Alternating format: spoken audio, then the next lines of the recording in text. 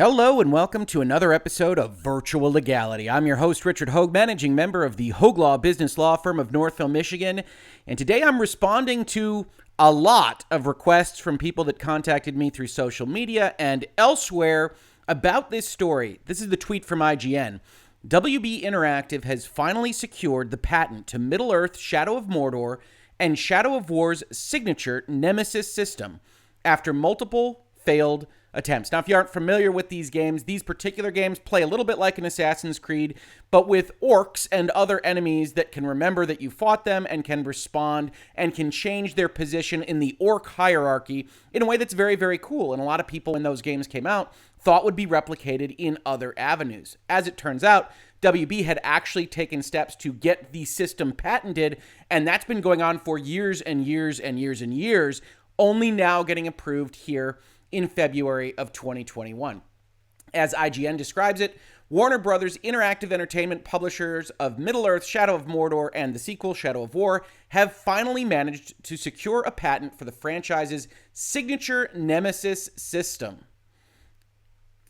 While the language in the application is fairly obtuse, as most patent claims tend to be, obtuse probably doesn't cover how difficult it is to read patents. If you're not familiar with my line of work, I'm mergers and acquisitions, corporate, generalist attorney that helps businesses form and function, but patent lawyers are something even more special. These folks have to go and describe all of the mechanics, all the methods, all the things that we think of as inventions that we can know when we see, but have to be described to the minute details in paragraph after paragraph and page after page. It's a very specialized line of work. I respect them a lot, but certainly patents are very difficult to understand and to read. As IGN says here, and I think it's slightly wrong, we'll talk about that, the short version is that the patent covers a system featuring procedurally generated NPCs that exist in a hierarchy and interact with and will remember the actions of players, have their appearance behavior altered by players, and whose place in that hierarchy can change and affect the position of other NPCs in said hierarchy. And yes, that's the simplified version, probably a little bit too simplified. If you don't know, or if you haven't seen online, a lot of game developers have reacted very poorly to the news of this being patented.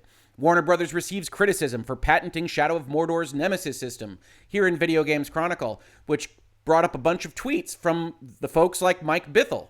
This is really gross, especially for a franchise that built its brilliant Nemesis system on top of a whole heap of mechanics replicated from other games, as all games do, because that's how culture and creativity works. Be a better neighbor, WB. Now, here's where I defend our intellectual property regime just a little bit, and I think we have to understand this before we dive into the details here. The notion of intellectual property protection, which I know a number of my viewers and listeners disagree with seemingly at a foundational level, but the notion is that we in America and in other jurisdictions around the globe want to incentivize people to invent things, to write things, to create, right? And in order to incentivize them, we want them to have the ability to profit for the labor and time that goes into discovery, to creation. And so we have an intellectual property regime that says you get a certain period of time where you are the exclusive owner of this thing and can limit others from using this thing. And in the face of inventions, patents, that's a shorter time period than what we talk about with respect to copyright. If you write something out of whole cloth, wouldn't have existed without you, then you get a longer time period of protection than an invention, which is in some important respects a discovery, something that somebody else could have come up with that isn't just solely creative out of your mind. But in order to understand that, we got to talk about the differences in copyright and trademark and patents, right? Trademarks, those are the names. That's Apple. That's the Apple logo that allows you to identify something as being sold by someone. Patents are inventions, these discoveries, these things that happen when you put your labor into finding something out. A patent is a limited duration property right, as described here, relating to an invention granted by the United States Patent and Trademark Office in exchange for the public disclosure of the invention, that everybody gets to find it out. And some years down the line, that invention is completely publicly available, and you made profits for inventing it, and the public was benefited by it being publicly disclosed, and that everybody can see it. What is a copyright? That's what we mostly talk about here in Virtual Legality. Copyright is the most prevalent in our neck of the woods because it covers everything from making a video game source code to writing a book. And so copyright protects, as they describe here, original works of authorship, which means video games like Shadow of Mordor and Shadow of War are already protected by copyright. Those assets that you can see in the video game, protected by copyright. The source code for the game, protected by copyright. What Warner Brothers has done here is they have sought additional protection for the concepts that are contained in this video game. Or as the actual Patent Act says, whoever invents or discovers any new and useful process, machine, manufacture, or composition of matter, or any new and useful improvement thereof, may obtain a patent therefor, subject to the conditions and requirements of this title. And once a patent is issued, whoever without authority makes, uses, offers to sell, or sells any patented invention within the United States or imports into the United States any patented invention during the term of the patent therefor infringes the patent. Bad stuff happens. So what Warner Brothers has gone out and successfully got from this process is the ability to block other people from doing what they have had patented. But it's probably not as simple as IGN suggests, or even as the other developers that you might see online suggest complaining about this process. And I think there's a lot to complain about with respect to this patent. We will certainly talk about that as part of this video. The patent is primarily what we consider a method patent. And I brought up the Wikipedia page because it had the most succinct summary, and I think it's effective, but don't use Wikipedia in general for looking at legal questions. That's my recommendation. In the context of a method patent, a method is a series of steps for performing a function or accomplishing a result. While the terms method and process are largely interchangeable, you'd call it a method patent or a process patent. Method usually refers to a way to use a product to accomplish a given result, and process usually refers to a series of steps in a manufacturing process to actually build something. When we go and we look at the claims that have been approved now, we can look at them with the understanding that what Warner Brothers has primarily patented is the method of doing this thing. And they haven't patented the output. Much like we talk about on the copyright side of things, right? You can copyright how you describe something, the actual elements of what you are putting in to the game, but you can't copyright the idea. The idea isn't copyrightable. The notion of playing cards to simulate a wizard's duel, not copyrightable. The way you did it, maybe. The notion of fighting dragons in a dungeon, that's not copyrightable. The exact expression of what you did, what you put in your video game, Dragon Quest VIII, is subject to copyright. Here we've got a method, and that method, and we're going to read through this, only this first claim, because this is 36 claims, I believe, and you'll see how difficult it is to just kind of understand in the first instance. Claim number 1. We are trying to patent at Warner Brothers a method comprising controlling by a processor game events in a computer-implemented game. The game events involving an avatar that is operated in response to input from a player, and a first non-player character that is controlled by the processor to respond to and automatically oppose avatars based on a first character parameters defined in a computer memory. Now, so that's the very first part. That's not the first claim. We haven't finished it yet, but that's the very first part. So they say we want to control game events in a video game, the game events involving something that the player is controlling, and a first NPC that is controlled by the processor to respond to and automatically oppose avatars based on a set of parameters. This is where you get that kind of procedurally generated notion. But it might not be that easy. And we'll see exactly why I think this is probably fairly weak in certain important places, but would need to be challenged by a legal authority and lawyers and somebody rich. And that presents its own problem. The second part of this first claim is detecting by the processor the occurrence of a predefined one of the game events involving an interaction between the avatar and the first non-player character. Again, not really saying much of anything. You've got a game, we want to control it. It's got somebody that's controlled by the player. It's got another person that's not controlled by the player. And we, through our method, are patenting the ability of the game to detect when something that we have said should happen between the character and the player happens. And then upon that happening, changing by the processor second character parameters defined in at least one of the computer memory or a second computer memory for control of a second non-player character in the game based on the detecting, wherein the second non-player character is controlled by the processor to respond to and automatically oppose avatars based on the second character parameters defined in the at least one of the computer memory or the second computer memory. A few extra words there, patents, what are you going to do? And then outputting to an output device an indication of the second character parameters that are changed by the changing. Wasn't that fun? Doesn't everybody feel like they understand what was just patented? No?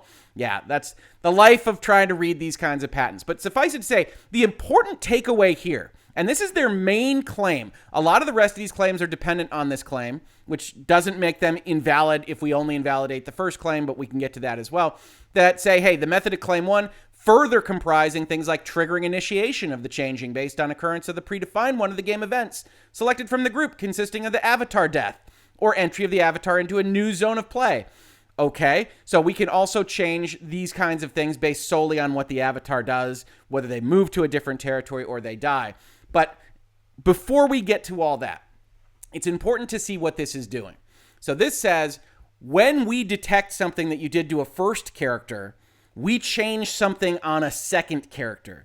And that is paramount to what they have received a patent on.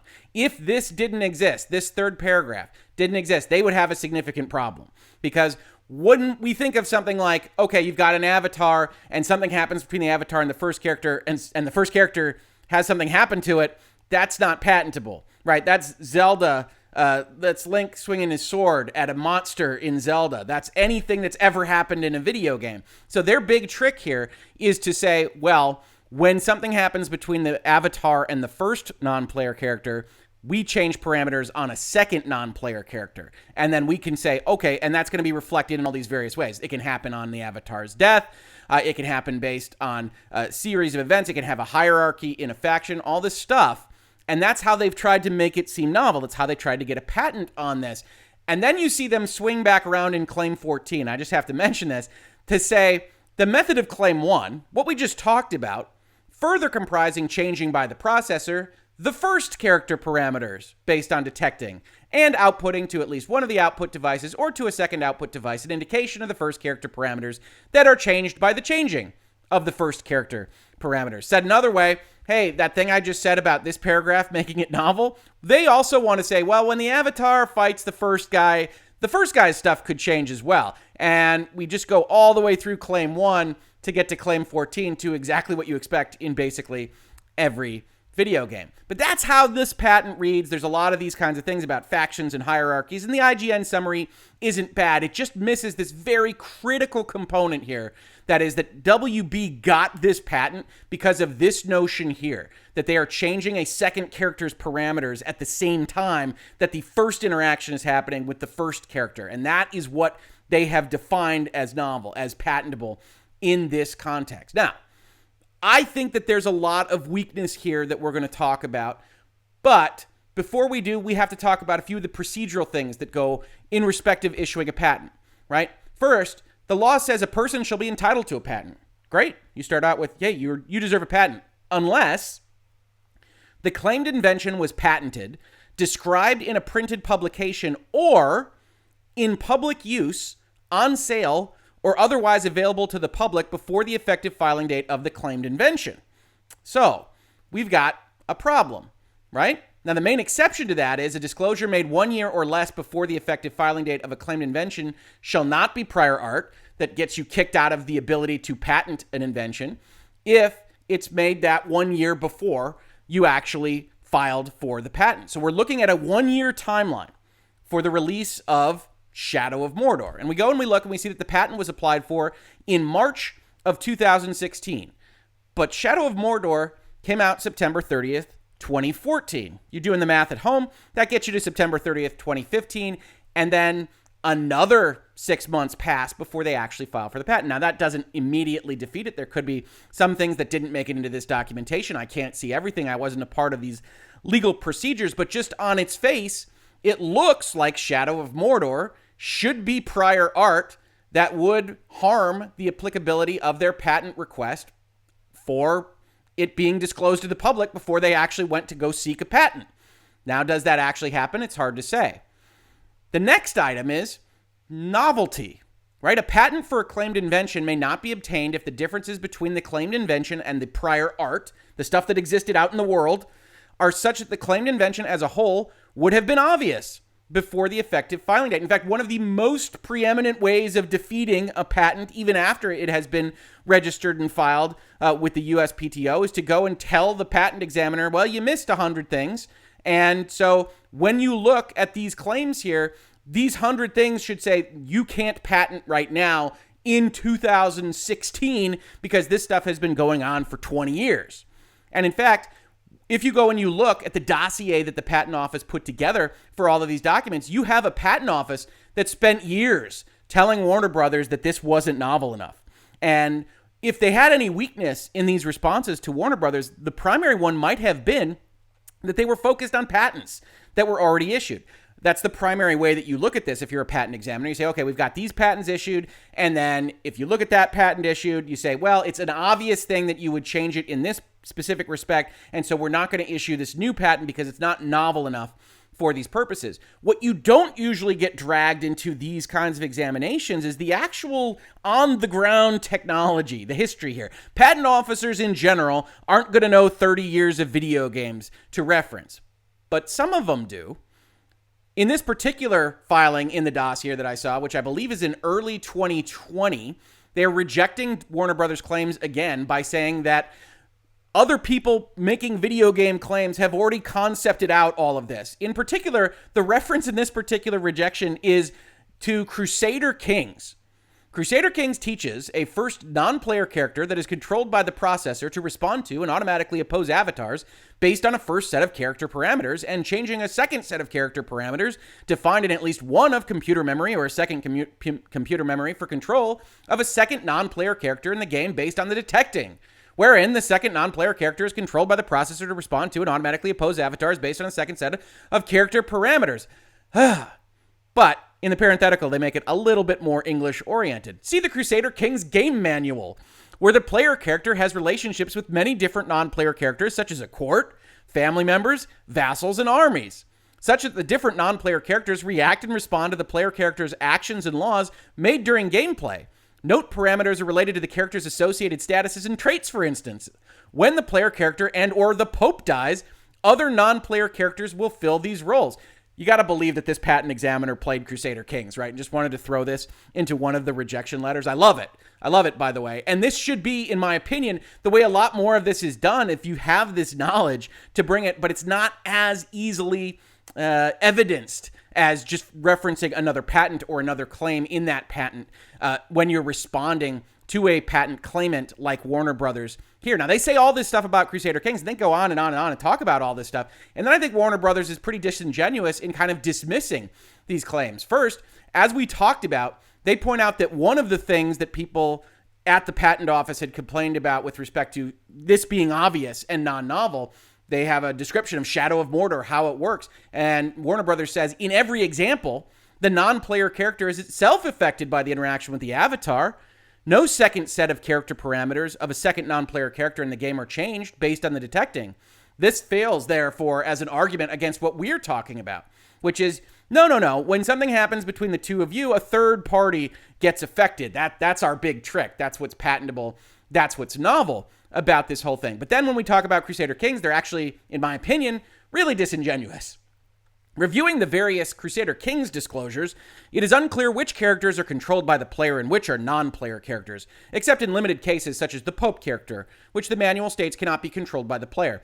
Even if the Pope's replacement is read on the second non-player character, the first non-player character on the Pope, and the detected game event involving the first non-player character on the death of the Pope, Crusader Kings still fails to disclose that changing a second set of character parameters of a second non-player character in the game based on the detecting, wherein the second non-player character is controlled by the processor to respond to and automatically oppose avatars based on a second set of character parameters. Crusader Kings fails to disclose that the Pope character replacement is controlled by the processor to respond to and automatically oppose avatars based on a second set of character parameters. Now, The Pope parenthetical was not the only thing that we just read about in the Crusader Kings description. This is one of the problems when we're talking about novel things like technology-based video games with the Patent Office, which is very specific and rigid about how to answer these claims and what they need to say. The Crusader Kings thing was actually a little bit broader than I was expecting, just kind of reading through. And I will admittedly have skimmed through this giant dossier for 5 years. But Crusader Kings isn't dependent on the Pope's replacement hating you. It's everything that goes into that kind of game, right? If you do something to a religious leader, the Pope hates you. That's an event that happened between you and the religious leader in Crusader Kings, and the Pope's parameters have changed to reflect a different opinion towards you. That's every strategy game that I can think of for a very long time. And it's really applicable to anything that you can think of where a third party changes upon an interaction between the first two, right? If you can just think in your head of an action RPG, because one of the things they respond to, Warner Brothers does in a lot of this literature, is, well, Crusader Kings is a strategy game. That's not an avatar-based game. Anyway, we're talking about something completely different. Our iteration is novel. But if you think of just an action RPG, and imagine something where you fought two bosses once, and if you fought those two bosses at the same time and one of those bosses died, did the other boss get stronger or faster or angrier? Or maybe in an RPG context, did the order of events matter in some respect? In a Mass Effect or a Dragon Age, if you did one quest before another quest and that second quest giver knew that you had accomplished the first, didn't their parameters change to reflect the fact that you had accomplished an initial goal? So you've got all sorts of instances that maybe aren't patented, but do represent prior art out there in the world that could be used as a defense against a claim like this one. And yes, when you take all of the claims and you get down and you say, all right, 1 is baked into 3, and then maybe 11 is baked into 3 through 1, and you get to a claim that actually has 7 paragraphs, there might be some stuff here that Warner Brothers has that survives the entire invalidity process, right? And when we talk about invalidating a patent like this, the real problem is you'd have to go through the court system, right? The real problem is Warner Brothers sends you a letter that says you can't do this thing in your game because you're violating our Nemesis system patent. And even if you aren't, you are then faced with the question of, do I change something fundamentally, or do I go to court and fight Warner Brothers? Do I have the temerity to do that? And more importantly, do I have the cash resources to do that? So Warner Brothers eventually cowed the patent office into just saying, all right, fine. This went on for years and years and years and years and years. And then finally they said, okay, that's fine. We'll issue this patent. And this patent has been notified to be issued this month. At the end of the day, I do think you still have problems with the whole thing, right? As I said at the start of this, a lot of these are nested claims, right? A lot of these claims are dependent on the first claim. And it doesn't mean that if you get rid of the first claim, these all die. You still have to go and invalidate every individual claim, but it does mean that they're built on a house of cards a little bit. They also have some apparatus patents, which I'm not going to discuss in this video, that basically say, hey, the system for accomplishing the method is also patented. But it's also worth noting, before I end this video, I don't want to take up all of your time here on this wonderful Saturday, that when we talk about a claim in a patent, you're only violating the patent. You're only infringing the patent if you do everything the claim says. Or more specifically, direct infringement requires a party to perform or use each and every step or element of a claimed method of product, right? So when we go and we look at their main claim, the controlling a processor, a predefined game event, changing a second non-player character's parameters, and then outputting that to a device, and then building it all off of that, you don't do this step. You don't change the second set of parameters. You can accomplish the exact same thing. You can affect the same kind of movement in a hierarchy and faction changes and all this stuff. It's only when you do everything that exists in a claim, and that includes when they're baked in. It would be these paragraphs in section 1 plus this one in section 2 to build this claim. It's only when you do everything that you're infringing a patent. The difficulty with the method patent, especially in software, especially with confidentiality and all the protectiveness that video game companies have, is that if you wind up outputting something that looks like the Nemesis system, take, for example, Assassin's Creed Odyssey's mercenaries that look a lot like the Nemesis system. They kind of have certain interactions with you, and they're procedurally generated. They don't quite do what Shadow of Mordor or Shadow of War does, but if you imagine something that does it a little bit more, has a little bit more of a hierarchy kind of concept, then the Warner Brothers folks are going to send you a letter, and regardless of whether or not you followed your method or not, you're going to get into a little bit of trouble. You're also going to get into trouble because, like everything in the law, everything's gray area, and it's always a maybe, right? What I just read to you, that you have to have performed each and every step or element of a claim method or product, is only kind of true. Because the doctrine of equivalence says, okay, if you go and you come up with a substitute for this section here or this section here that is identical in performance and function, then we can still, even though it's not letter of the law, we can still hold you to have infringed the patent. Which leaves us all in the unenviable state of saying, well, does this thing live or not? They're going to be issued a patent. And what realistically it means is, I think, best articulated by Kat Manning here towards the end of the Video Games Chronicle article. It says, hey, I looked at the patent. It's so broad as to be absurd. I tend to agree. I think it's very, very broad.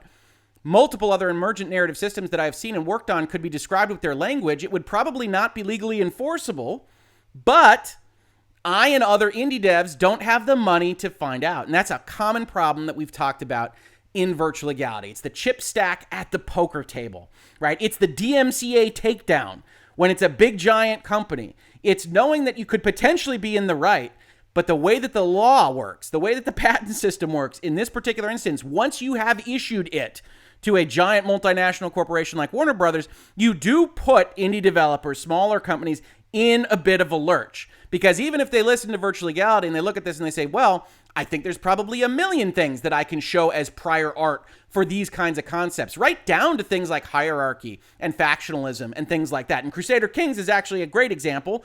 And I would say that anybody that's interested in all of the various weaknesses of this particular set of patent claims can go look now at 5 years of the patent office saying no, no, no. And then suddenly they basically say yes. There isn't a fundamental change in what Warner Brothers was claiming. It effectively was just them beating them down for years and years and years until the patent office decided to issue the patent. There are some minor changes around wording. You see even here some minor changes in wording in the last couple of iterations where they got rid of set of and things like that in terms of the language.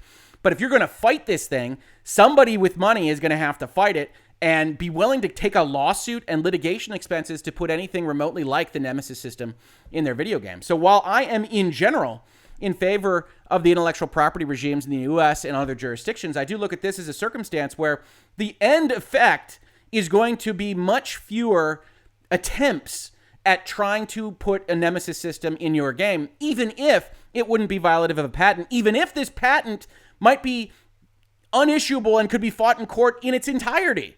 And I do think there are claims that you could say, hey, all of this is either not patentable, it's overbroad, or it's obvious from the patents and other concepts that existed, or somebody else did it already. And so you shouldn't have been issued the patent in the first instance. But all of those examples require you to go to court and fight off WB attorneys that might be all too willing to send you a letter saying, don't do this on pain of death. This has been Virtual Legality for today. I'm very likely to talk about this in the new column that I am doing on a fairly regular basis. We'll see. I've done one, and I think this will be the second one over at Video Games Chronicle. So look out for that. That might hit this week or next. But otherwise, if you caught this and you enjoyed this conversation, I know patents are hard to talk about, please consider supporting the channel. We love having folks here. We're at the usual places where you can support channels like ours. If you don't want to go that far, who can blame you? Just subscribe, tell your friends. We love every little bit of help, and we very much appreciate all the new voices we're getting here at the channel, and certainly in my DMs. For everybody that told me about this story this morning, that woke me up on Saturday saying, hey, Rick, we need you to talk about patents. I very much appreciate it. I appreciate all of you. Please feel free to leave your comments to this video and tell me how right or how wrong I am. Either way is fine with me. If you caught this on YouTube, thank you so much for watching. And if you listen to it as a podcast, thank you so much for listening. And I will catch you on the very next episode of Virtual Legality. Virtual Legality is a YouTube video series with audio podcast versions presented as commentary and for education and entertainment purposes only. It does not constitute legal advice and does not create an attorney-client relationship. If you have legal questions about the topics discussed, please consult your own legal counsel.